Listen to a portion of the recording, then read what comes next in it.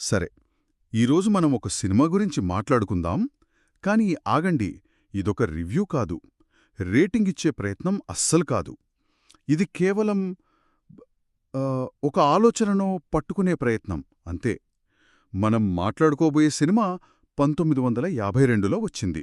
అంటే దాదాపు 70 ఏళ్ల క్రితం. అకిరా కురసావా తీసిన జపనీస్ చిత్రం ఇకిరు, అంటే జీవించడం. అసలు కథలోకి వెళ్లకుండా, పాత్రల గురించి మాట్లాడకుండా, ఒక్క స్పాయిలర్ కూడా లేకుండా ఈ సినిమా మనల్ని అడిగే ఒకే ఒక ప్రశ్న చుట్టూ మన ఈ సంభాషణను అల్లుకుందాం. అవును.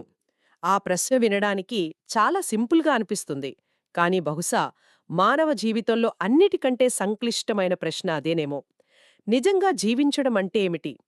ఈ సినిమా స్పెషాలిటీ ఏంటంటే, ఈ ప్రశ్నకు పెద్ద పెద్ద డైలాగులతో, ఉరుములు, మెరుపులతో సమాధానమివ్వదు. దానికి బదులుగా ఒక సాధారణ మనిషి జీవితాన్ని చాలా నిశ్శబ్దంగా, ఓపికగా గమనిస్తూ, ఆ సమాధానాన్ని మనమే వెతుక్కునేలా చేస్తుంది. అందుకే ఈ రోజు మన చర్చలో 3 ముఖ్యమైన విషయాలపై దృష్టి పెడదాం. 1. జీవితం, మరణం, వాటి మధ్య మనం వెతుక్కునే అర్థం. 2. ప్రపంచాన్ని మార్చే హీరోయిజం కాదు, మనల్ని మనం మార్చుకునే నిశ్శబ్ద ధైర్యం. ఇక చివరగా టెక్నాలజీ, సమాజం ఇంతగా మారినా ఈ 70 ఏళ్ల పాత సినిమా ఇప్పటికీ మనతో ఎందుకు మాట్లాడుతోంది? చాలా బావుంది. అయితే మొదటి అంశంతోనే మొదలు పెడదాం. జీవితం, మరణం. ఈ 2 పదాలు వినగానే మనకు పెద్ద పెద్ద ఫిలాసఫీలు గుర్తొస్తాయి కదా! చాలా సినిమాలు మరణాన్ని ఒక విలన్‌గా చూపిస్తాయి, మనం భయపడాల్సిన విషయంగా. కానీ ఈ సినిమా మరణం గురించి భయపట్టకుండా జీవితాన్ని ఎలా చూడాలనే దానిపై దృష్టి పెడుతుంది అన్నారు.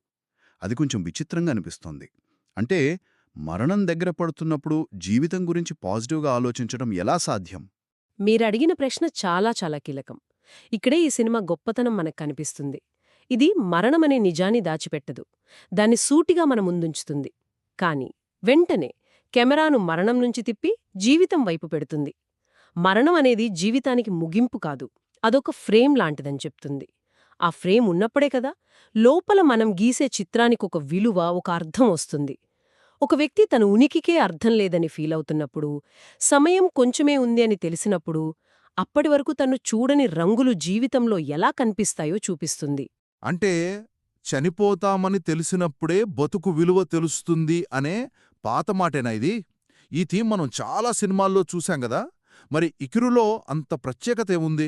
మీరు చెప్పింది నిజమే, ఆ ఆలోచన కొత్తదేమీ కాదు. కానీ దాన్ని చూపించిన విధానంలోనే అద్భుతముంది. ఈ సినిమాలో నాటకీయత దాదాపుగా ఉండదు.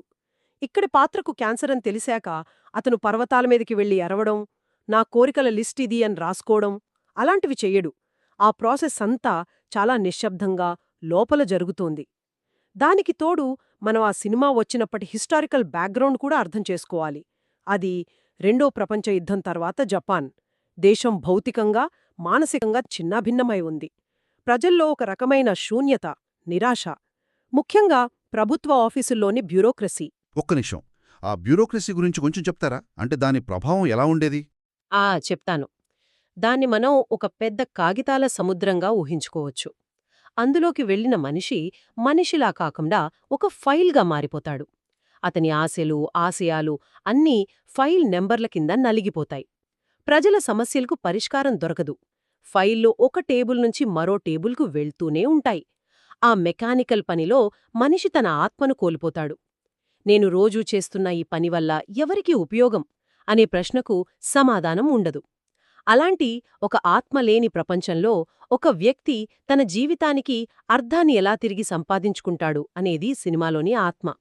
అందుకే మరణం ఇక్కడ విలన్ కాదు. అది కేవలం ఆ కాగితాల సముద్రంలోంచి బయటపడమని హెచ్చరించే ఒక అలారం గంట అంతే. ఇప్పుడు నాకు స్పష్టంగా అర్థమవుతోంది. ఇది కేవలం ఒక వ్యక్తి కథ కాదు, ఆనాటి జపాన్ సమాజం మొత్తం ఎదుర్కొన్న ఒక ఎగ్జిస్టెన్షియల్ క్రైసిస్కు అద్దం పడుతోంది. ఆ యాంత్రిక జీవితంలోంచి బయటపడి ఏదో ఒక ప్రయోజనాన్ని వెతకడం, అది ఆ తరం మొత్తానికి ఒక పెద్ద సవాలయుంటుంది కదా. ఖచ్చితంగా. అది ఒక వ్యక్తి బాధ కాదు, ఒక తరం యొక్క గాథ. తమ చుట్టూ ఉన్న ప్రపంచం, తాము నమ్మిన విలువలు అన్నీ కళ్లముందే కూలిపోవడం చూసిన తరమది. అలాంటి పరిస్థితుల్లో జీవితానికి అర్థమెక్కడ దొరుకుతుంది? గొప్ప గొప్ప ఆశయాల్లోనా, దేశాన్ని పునర్నిర్మించడంలోనా, లేక మన రోజువారీ జీవితంలోని చిన్న చిన్న పనులలోనా? ఈ ప్రశ్నను మన ముందు ఉంచుతుంది ఈ సినిమా. మీరు యాంత్రికమైన పని, వ్యవస్థ యొక్క జడత్వం లాంటి మాటలు వాడుతున్నారు.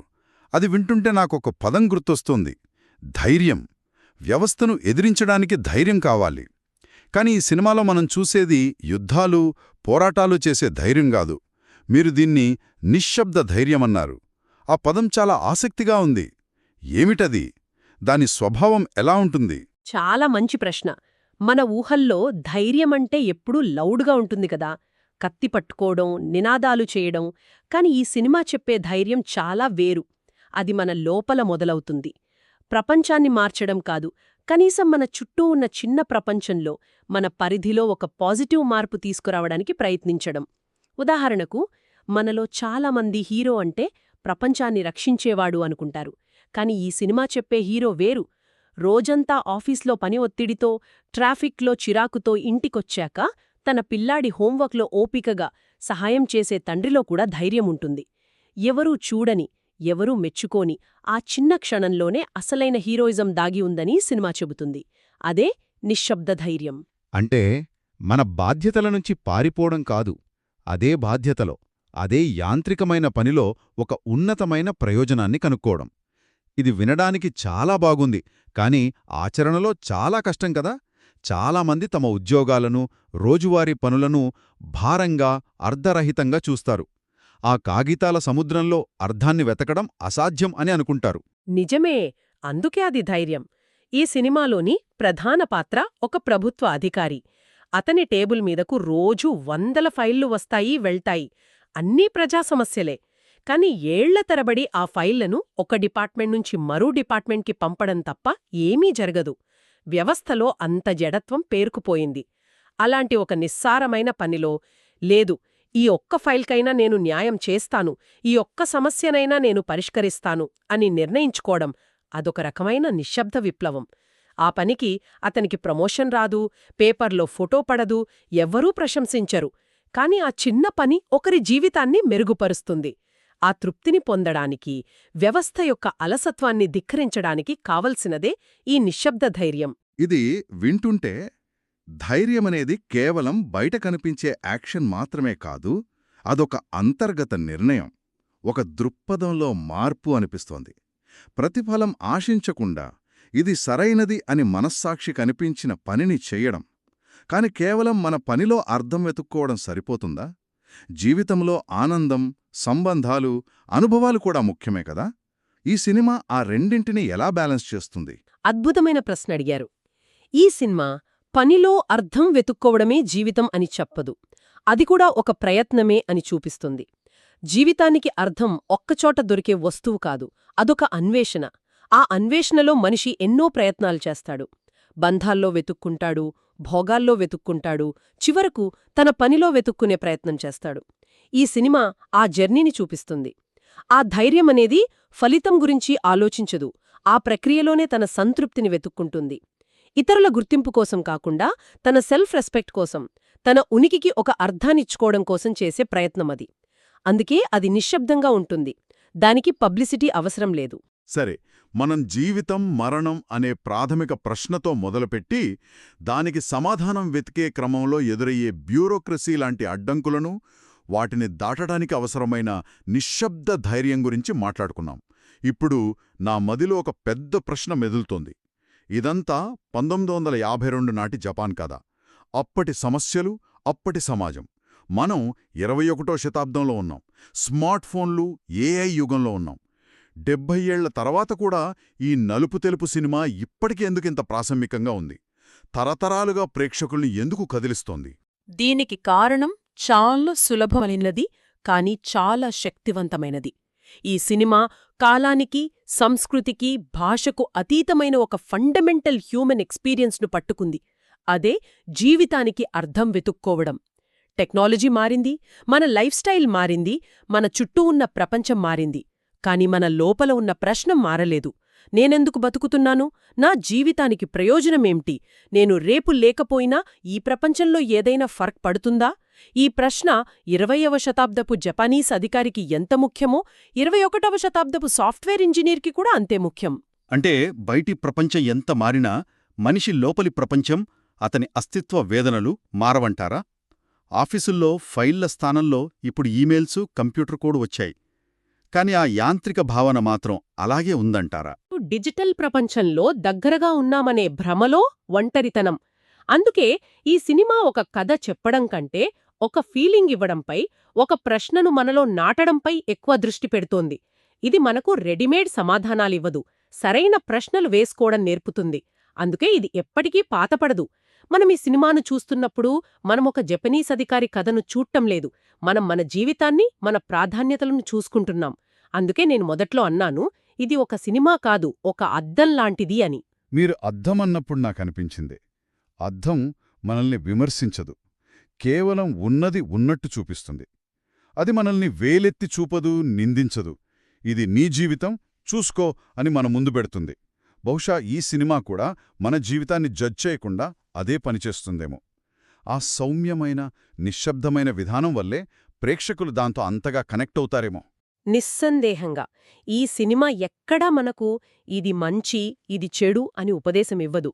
ఒక వ్యక్తి తన చివరి రోజుల్లో జీవితాన్ని ఎలా చూశాడో, అతను ఏమి నేర్చుకున్నాడో మనకు చూపిస్తుంది. ఆ తర్వాత నిర్ణయం మనదే. మనం ఆ అనుభవం నుంచి ఏమి గ్రహించాలి, మన జీవితానికి దాన్ని ఎలా అన్వయించుకోవాలి అనేది పూర్తిగా మన చేతుల్లోనే పెడుతుంది. సినిమా అయిపోయిన తర్వాత కూడా అది మనల్ని వెంటాడుతుంది. కథ చెప్పి వదిలేకుండా మనతో పాటు ప్రయాణించే ఒక ఆలోచనను మిగిల్చి వెళ్తుంది. అందుకే దశాబ్దాలు గడిచినా దాని ప్రభావం తగ్గలేదు. అద్భుతం. నిజంగా మనం ఈరోజు ఇకిరు కథలోకి వెళ్లకుండానే దాని ఆత్మను టచ్ చేసే ప్రయత్నం చేశాం.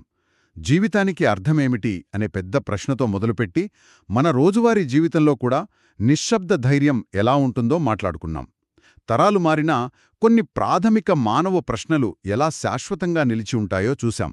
మొదట చెప్పినట్లు ఇది సమీక్ష కాదు, మనల్ని మనం ప్రశ్నించుకోమని ఒక ఆహ్వానం మాత్రమే. అవును, ఈ సంభాషణ ముగించే ముందు మనల్ని మనం వేసుకోల్సిన ఒక చిన్న ప్రశ్న ఉంది. ఈ సినిమా ఒక వ్యక్తి తన జీవితంలో చివరికి ఒక అర్థవంతమైన పనిని నిర్మించటం గురించి ఆలోచింపచేస్తోంది. అది ఒక చిన్న పార్కు కావచ్చు, లేదా మరేదైనా కావచ్చు. ఆ ఆలోచనను ముందుకు తీసుకెళితే మనం మన జీవితంలో, మన సమయంతో, మన శక్తితో దేనిని నిర్మిస్తున్నాం? మన ఉనికికి మనమిచ్చుకుంటున్న అర్థమేమిటి? ఈ ప్రశ్నకు సమాధానం వెతకడంలోనే బహుశా జీవించడమంటే ఏమిటో మనకు తెలియొచ్చు.